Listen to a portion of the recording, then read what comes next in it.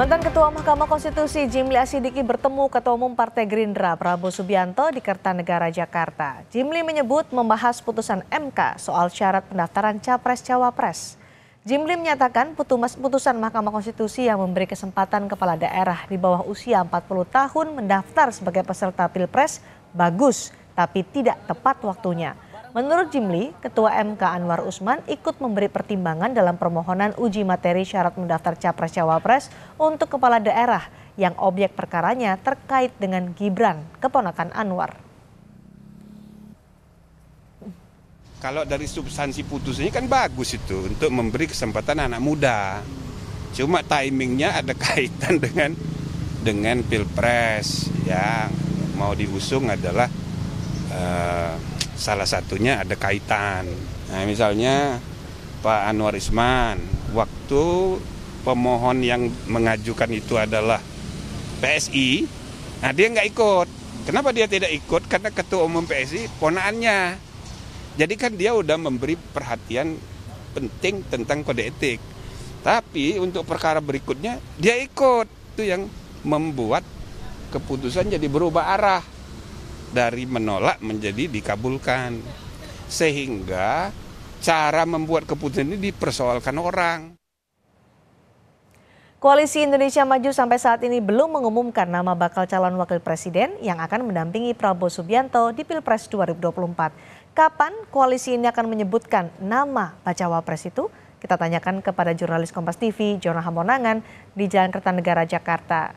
Jonah, publik masih menunggu nama yang akan disebut oleh Koalisi Indonesia Maju sebagai bacawa pres pendamping Prabowo Subianto. Sudahkah ada rapat internal yang digelar di Kertanegara malam hari ini?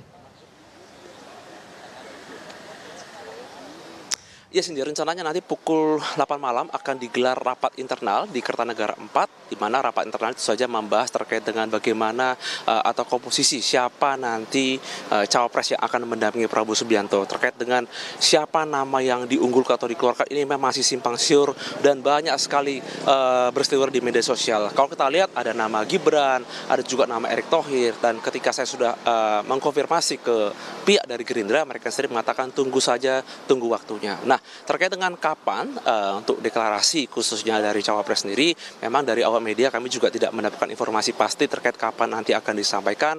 Tapi yang pasti ketika nanti akan masuk pembahasan, maka nanti akan muncul atau mengerucut satu nama yang cukup kuat. Nah, dari informasi yang kami dapatkan, memang kami mendapat kabar bahwa Gibran Rakabuming juga sudah terbang dari Semarang ke Jakarta. Apakah ini ada kemungkinan lain mungkin akan merapat atau tidak, ini masih juga berita yang sumir. Tapi yang pasti terkait dengan adanya rapat yang akan digelar malam ini akan membahas terkait dengan komposisi. Tidak hanya komposisi nanti siapa cawapres yang akan mendampingi Prabowo Subianto, tapi juga nanti mungkin akan dirumuskan terkait dengan mungkin dari tim pemenangan. Di mana saja untuk komposisi ini cukup penting dalam rangka untuk memenangkan. Apalagi kalau kita lihat terkait dengan adanya dua paslon yang sudah mendaftar, dari paslon Ganjar Mahfud MD dan juga Anies dan Caimin.